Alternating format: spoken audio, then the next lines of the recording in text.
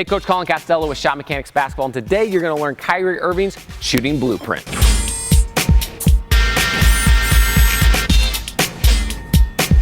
So Kyrie Irving is one of the best shooters in the league. He's one of the only guys that can hang 50 points at any point in time. And part of that is because he's such a good shooter. So today what we're going to do is we're going to walk you through a lot of the mechanics that he uses on his jumper and see if there are things that you can add to your game. Now with this, you want to make sure that you're not adding everything all at once. That's a recipe for disaster. If you try to take all of these tips and tricks and add them at the same time, many times it makes it hard. So what I want you to do is pick out one or two of these things, see if they help you out, and then come back to the video later and then maybe pick up another couple. That's kind of the best way to kind of improve your jumper as fast as you possibly can. So the first thing we're going to talk about is how he has his feet on his jumper. Now most of the time he has what we call a turn to his feet, meaning his toes aren't 10 toes to the rim. That's kind of that old school method of shooting that a lot of older coaches coach. But really Kyrie tilts his feet just slightly off to the side. That way when he's getting ready to shoot, his shooting shoulder, elbow, and hip are all in alignment with the basket. And this is something that a lot of elite shooters do, guys like Steph Curry, Kevin Durant, Damian Lillard, right? So turning your feet are going to help a lot. Now one kind of micro mechanic that I like to talk about that he does is when he's moving to his right hand side. Because if you're getting ready to shoot a pull-up and you're moving towards your shooting hand, a lot of times it's really hard to get your feet turned around, right? Especially if you got a defender riding you pretty hard. So what Kyrie does a lot of the times is he uses what we call a leg drift. So as he jumps into his shot, going to his right, if his feet are too squared, as he releases the ball, he lets his right leg come forward just a little bit, and then that kind of balances him back out and releases the tension in his shoulder and his neck, just what it would do if his feet were originally turned. So kind of what's nice about this is you can use a different amount of it depending on how fast you're moving. If he's moving really fast off of the dribble, you'll notice that a lot of times he uses a big leg drift, kind of counterbalance his weight as he's moving. But if he's just moving kind of slow off the dribble, it's probably a smaller leg drift. Now a lot of coaches don't like this because they consider it a fadeaway, but it's really not a fadeaway. You're just using that leg as a counterbalance. And as long as your shoulders aren't dropping backwards very far, it won't consist as a fadeaway and it will help you out. So think about your feet. Instead of being square to the basket, if you can turn them just slightly, a lot of times that'll help you out. And if you're moving to your right, think about having your leg drift forward just slightly, and that will help you out as well. All right, so the next thing on Kyrie's jumper I want to talk about is how he's a smooth one motion shooter. And this is an aspect that a lot of great shooters have, just like we talked about before. And basically the idea of a smooth one motion shot means that the ball doesn't pause on its way up and through the jumper. Now you'll notice a lot of bigger, stronger, more athletic players, guys like LeBron James, maybe Kobe Bryant, a lot of times they have what we call a two motion shot, meaning that the ball comes back before it goes forward. Now that's really, really tough, and Kyrie Irving's not that big of a guy, so a one motion shot fits him really well because it harnesses all his upward momentum through his body into the basketball. So with a one motion shot, all you have to make sure that you do is that the ball doesn't break the center line or the plane of your forehead. So if you drew a line straight up your forehead just like this, if the ball breaks that plane going backwards, it's gonna turn into a two motion shot. That's the number one thing you wanna think about. The number two thing you wanna think about is if the ball reaches your set point too early. So we talk about a set point as where the ball starts releasing from up to forward, right? And so if the ball reaches there too early, it's gonna stop and it's gonna pause, and it's gonna make it so your upward momentum doesn't get into the basketball. So make sure that you have a delayed set point. And by that I mean that the ball wants to come up to your forehead right as your knees are getting ready to lock out and your feet are getting ready to leave the ground. If the ball can reach there right as your legs are locking out and you're getting ready to jump, you're gonna harness all that energy into the basketball. But instead what a lot of players do is they get ready to shoot. Their knees are real bent, they bring the ball up to their forehead, and then they jump, and then they try to shoot. And while the ball's paused right there at the forehead, makes it really tough to get all that power into the basketball. So if you can, do what Kyrie does, and make sure that you got a delayed set point where the ball comes up to his forehead right as his legs are locking out. That way he harnesses all that upward momentum, he gets extra range, and he gets more consistency. All right, so the next thing I want to talk about is Kyrie's shot line. Now a lot of coaches will tell you that the best way to have a shot line is to have it come straight up your body and into your jumper. And that is great, right? A lot of great shooters do that, and it's something that I recommend if possible. But a lot of players aren't comfortable with that, and they like a shot line that's either kind of more towards the center or the opposite side of their body. And Kyrie's one of these guys. He's most comfortable if he can bring the ball a little bit up the left side of his body and then come into his jumper as he rotates through. Now a lot of really good shooters still do this. Guys like Kyrie, Kevin Durant, and Kevin Martin has a really extended one where he brings it out to the side. Now it's not really a bad thing as long as the ball gets to your set point at the same location. So what I mean by that is as you bring the ball up your side, it's all right as long as once you get to your set point, your hand's still underneath the basketball and you're moving towards the basket in a straight motion. Where this gets to be a little bit of an issue is on your shot line, if it's on your left or your offside, is if you're bringing it on the outside of your head right here and then finishing across. A lot of times that can result in misses in the opposite direction of your shot line.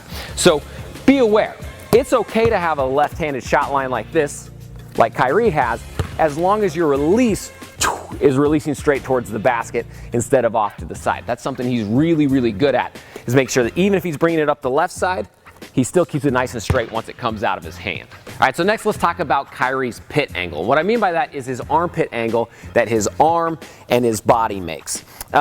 So most great shooters have something pretty close to what I call the triple 90, whereas they bring the ball up to their set point, they get a 90-degree bend in their wrist, 90-degree bend in their elbow right here, and a 90-degree pit angle. Now, it really is going to change a little bit at your elbow angle depending on your body biomechanics, right? Guys like Damian Lillard have a little bit shorter forearms, so their angle comes back a little bit more. So you're definitely going to want to check your own out. And really the wrist and the bicep angle aren't as important as your pit angle.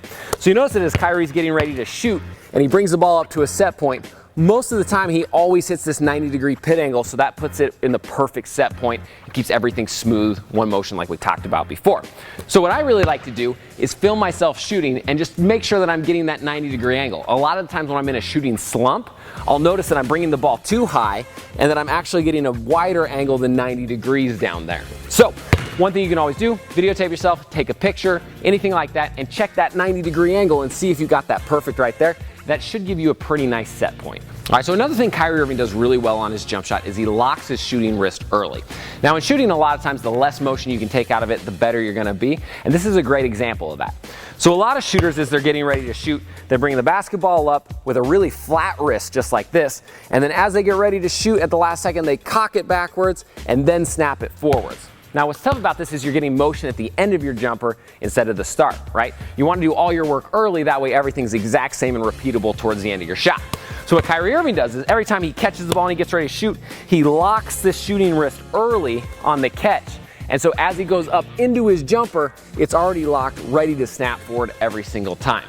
So this is a great thing to think about if you're having a hard time with your consistency, right? If sometimes you're on and sometimes you're off, this is a great way to kind of shore that up a bunch of times. So work on, when you're catching the basketball, catching it with this lock and flex wrist as early as you can. I've heard people say wrinkles in the wrist before, meaning as you flex this arm, you get these wrinkles in your wrist. And if you can do that earlier in your jump shot than later in your jump shot, you're gonna be much more consistent. So try that out. All right, so the next thing Kyrie does really well is early targeting. What I mean by that is that he aims at the target or the basket as long as he possibly can. So you'll notice that when he catches the ball, most of the time, even as he's bringing the ball up into his motion, his eyes have already still found the target. Now basketball shooting is just like anything else that's hand-eye coordination. The longer you can aim at something, generally the more accurate it's gonna be, right? So what you wanna do is you wanna work on catching the basketball, and as soon as you feel it at all in your hands, work on getting your eyes up early and then going into your shooting motion. I've heard that the best shooters in the world generally will aim at their target for about 90% of their motion on their jumper. So as you're coming up in, right, a big mistake you can make is go into your jumper and then find the rim or your target when the ball reaches right about here. Because now you've only got that split second to aim, right? So instead, think about catching it, eyes lock early, then you go into your motion, shot goes up. Something Kyrie Irving does, and it's something that a lot of other elite shooters do really well. All right, so now let's talk about Kyrie Irving's thumb push. Now, a thumb push is something that most of the time you don't want to have in a jumper, but a lot of good shooters actually use from time to time. And Kyrie's one of those guys, and I actually use a little bit of a thumb push as well. And basically, that's just the idea that your guide hand thumb rotates forward and pushes. Now, I don't highly recommend this. I highly recommend trying to be a one-handed shooter if at all possible, but it's the type of thing where you don't want to fix it if it's not affecting your shot. Kyrie Irving doesn't miss left to right very often, so the thumb's not really a big deal and a big issue. And if you slow the footage down, a lot of the times he drops his thumb off before it's actually pushing the ball very much. So a thumb flick's one of those things where I'm not gonna mess with it unless it's creating negative results, right? So if I'm missing a lot of balls to the right or to the left because my thumb's actually pushing it, then I'll probably wanna correct it. But if you're missing front to back consistently and you're not missing left to right very often, I wouldn't worry too much about your thumb unless it's definitely kind of changing the way the shot flies. All right, so now that we got Kyrie Irving's mechanics, what are some drills we can do that's gonna kind of ingrain them into your muscle memory? So today I've got 4 drills for you that are some of my favorite drills to kind of implement these mechanics so that you can hit these shots in game. So the first one I like is called lock and rock form shooting. So it's basically just your kind of average two-handed form shooting, except for once you spin the ball to yourself and you catch, you're gonna lock and rock your wrist 3 times before you shoot. So you're gonna lock up and go 1, 2, 3, and then on the 4th one, I'm going into a two-handed form jumper. Now the reason why I like this is it works on locking that wrist early like Kyrie Irving does, right? I get used to getting this locked in wrist and getting this motion into my jumper before I go into my two-handed shot. So I would get as many reps of this as you can when you warm up, somewhere between 10, 20, or 30. That's really gonna kind of work on that transition into your jumper, even for that kind of one motion smooth shot as well. So just lock it early, rock it 3 times, and then generate the momentum through the basketball, shot goes up. All right, so now the next drill that we have that I like is called nutmeg shooting. And this works on that kind of early eye targeting that we talked about earlier. So all you're gonna do is you're gonna stand behind the 3-point line, somewhere in here, and you're gonna put the ball behind your back with both hands. Now all you're gonna do is you're gonna push the ball forwards with 1 bounce under your legs, and you're gonna catch in a 2-footed hop and spring into a shot. Now the reason why I like this is it forces your eyes down towards the ground, right? If I'm putting the basketball between my legs, I have to have my head down to catch it to know where it's at. So from here we're working on catching the basketball, and as we're hopping into the shot, we're getting our eyes up as early as we possibly can, right? Working on that early retargeting just like Kyrie does. So you can move around the 3-point line, do as many shots as you want. I would recommend at least 10 or 20 in a workout. But again, we're just working on that nutmeg through the legs. Boom, eyes up early, shot goes up. All right, so the next drill I love is the 1-leg lateral hop. Now, Kyrie Irving's really good at shooting laterally, moving left or moving right, and his mechanics kind of match that. So with this drill, it's really easy. All you're gonna do is you're gonna stand on 1 leg behind the 3-point line, or if you're a younger shooter, you might wanna move into 15 feet. But anyways, so you're gonna stand behind the 3-point line on 1 leg, you're gonna spin the ball out to yourself, and then as it comes back to you and you catch, you're going to laterally hop sideways into your jumper, right? I would rotate each way, each shot. So lateral hop one direction, get your rebounder, have your rebounder kick it back out. Opposite leg, lateral hop the opposite direction, right? So you wanna hop away from the leg that you're balancing on. Again, this is gonna work on your shooting balance, gonna work on that pop from your feet and that smooth one motion coming out of your jump. Okay, so the next drill I really like is what I call figure 8 threes. Now, Kyrie Irving is kind of the king of handle, right? And he's really good at pulling up out of different dribble moves. So figure 8 gets you used to shooting with the ball coming out of a dribble move just like Kyrie does.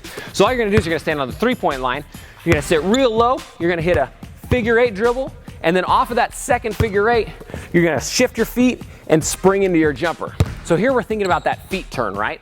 You're starting with your feet squared towards the basket, and then after the second one, we're pop, trying to get that turn of our feet, springing into the jumper. Now with each shot, I like to switch directions. So the first one I might go here, here, boom. Next one, maybe I'll switch the opposite way and go here, here, boom. So the idea is we wanna keep kind of rotating opposite directions on each time we do the figure 8. Again, you can move around the 3-point line, try to get up as many shots with this as possible. All right, if this video helped you out, go ahead and hit that like button, and then head below that to the comment section and let me know what you want to see next. This is a channel for the people, by the people, and I run pretty much everything off a request, so leave it in the comment section down below, and hopefully we get to it.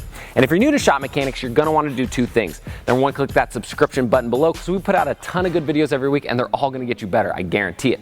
The second thing you're gonna wanna do is click this button up here, or the link in the description, get a free copy of my #1 scoring workout. This is a scoring workout that I use with pretty much all my players, and it's gonna probably increase your scoring average the very first time you use it. That's how powerful it is, and because we use circuit training, it's different than anything you've probably ever done before. So click that, and it's free.